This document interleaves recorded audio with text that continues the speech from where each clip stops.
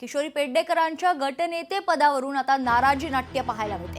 किशोरी पेडणेकर ठाकरेंच्या शिवसेनेत नाराजी पाहायला मिळते। अनेक ज्येष्ठ नगरसेवक असताना पेडणेकर यांना संधी दिल्यानं नाराजी आहे। कोरोना काळात पेडणेकर यांच्यावर आरोप झालेत, तसेच झोपू योजनेतही त्यांच्यावर आरोप करण्यात आले आहेत। तरीही त्यांना जबाबदारी देण्यात आल्यानं ठाकरेंच्या शिवसेनेत नाराजी पसरली। या संदर्भात सविस्तर माहिती जाणून घेऊयात। आपले प्रतिनिधी स्वप्नील आपल्यासोबत खरं तर जोडले जाते। स्वप्नील, काय सविस्तर माहिती?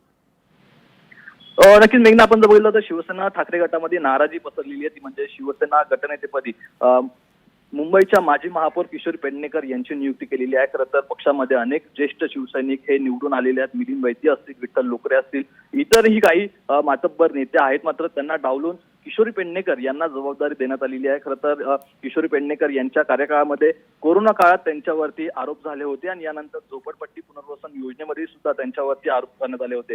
याच दरम्यान पुन्हा एकदा किशोरी पेडणेकर यांच्यावरती जबाबदारी दिल्यामुळे कुठेतरी शिवसैनिकांमध्ये नाराजी असल्याची बातमी समोर आलेली आहे। त्यामुळे यावरती आता ही नाराजी कशी वळवणार हे पक्षप्रमुख उद्धव ठाकरे यांच्यापुढे मोठं आव्हान असेल, याकडे सर्वांचं लक्ष आहे। निश्चित धन्यवाद स्वप्नील, आपण दिलेल्या सविस्तर माहितीसाठी।